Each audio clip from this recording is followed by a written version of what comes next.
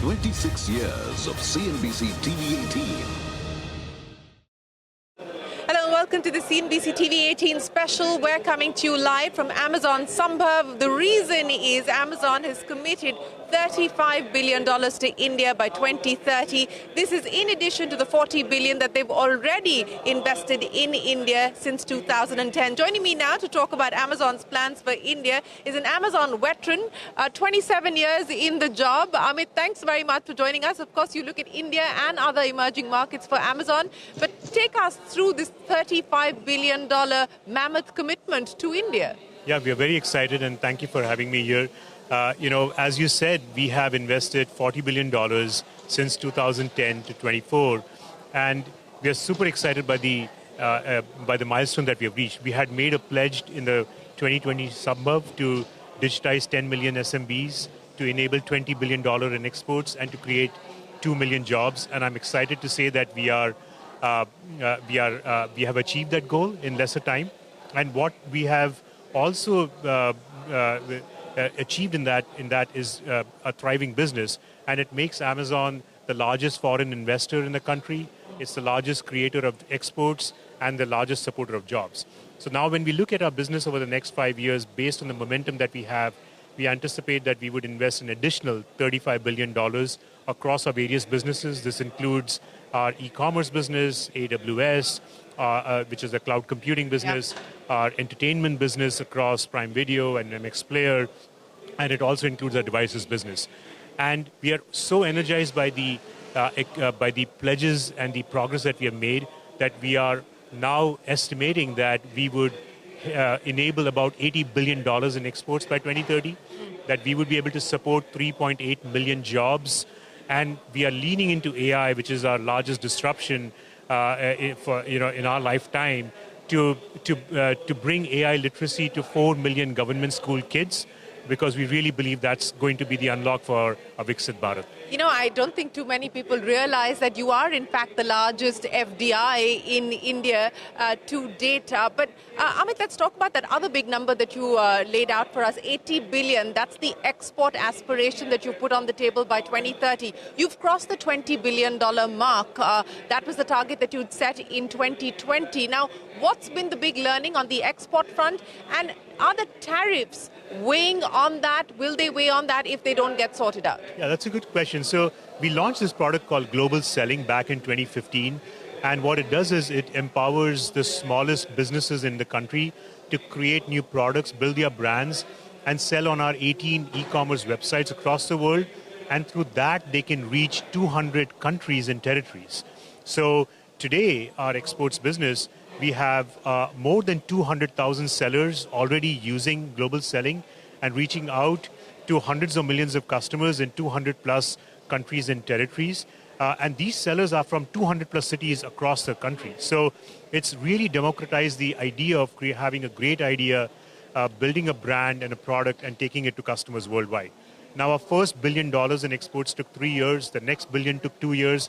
And it just kept accelerating since then. And the biggest enabler has been technology.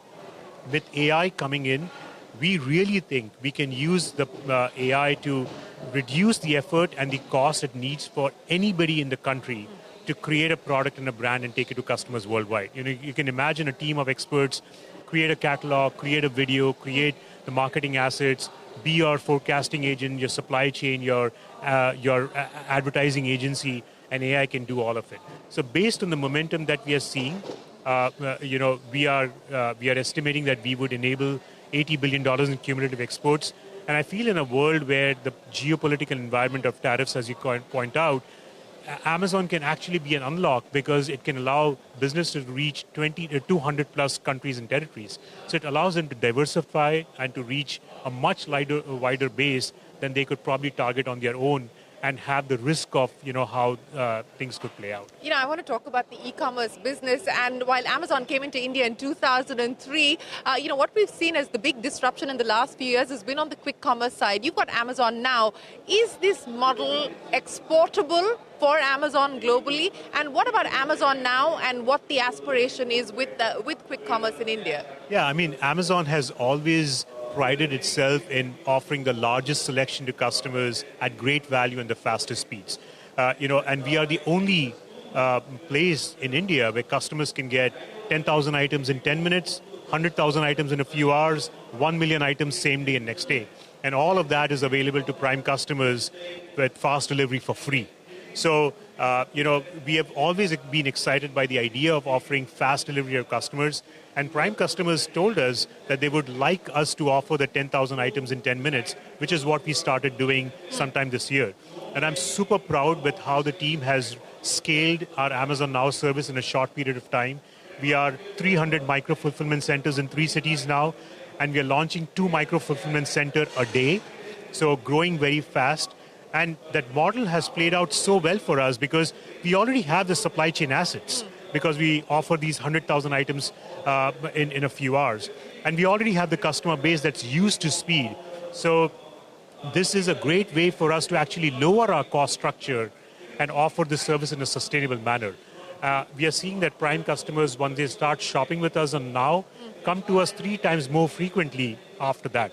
So we have already exported this. We launched it in Dubai, in Riyadh, in Cairo, in Mexico City, and we recently piloted in US, Seattle as well. So very excited about it.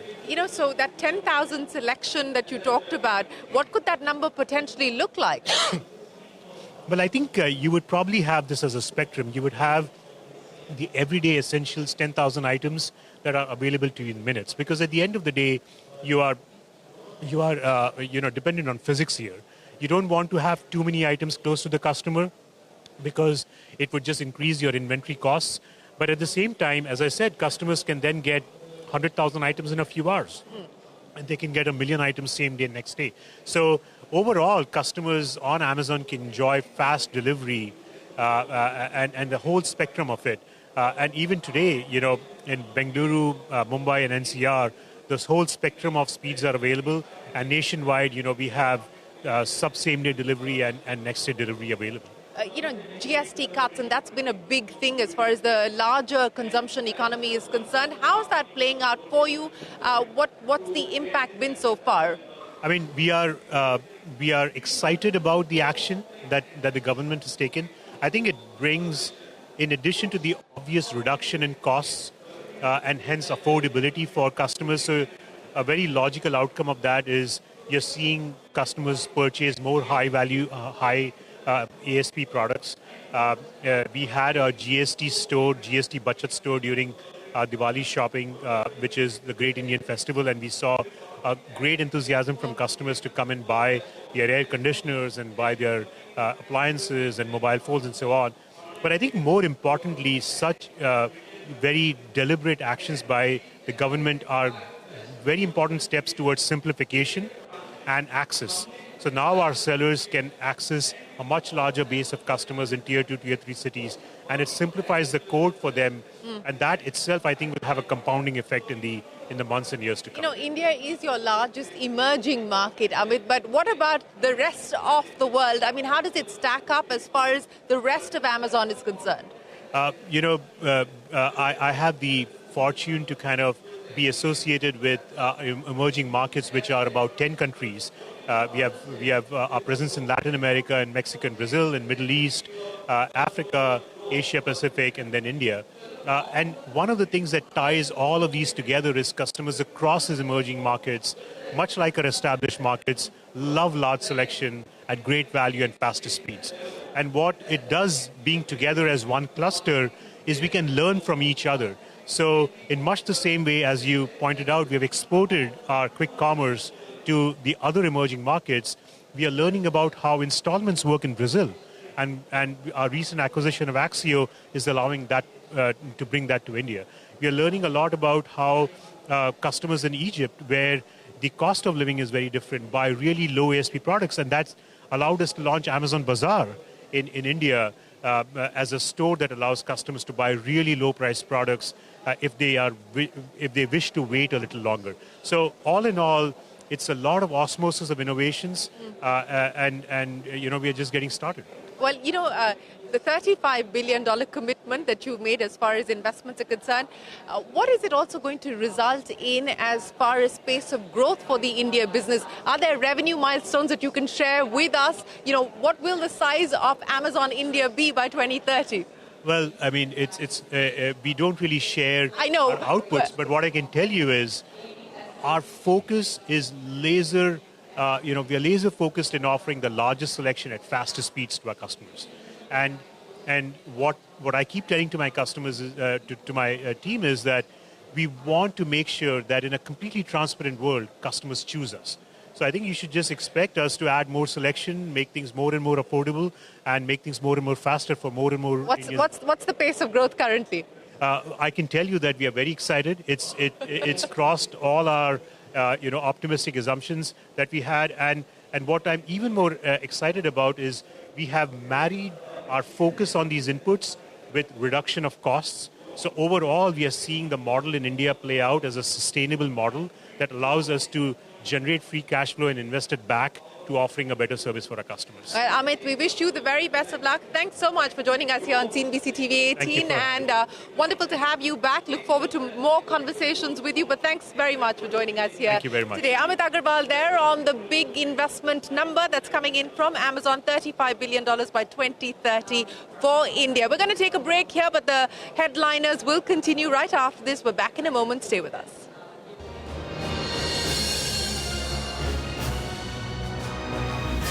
26 years of CNBC TV 18.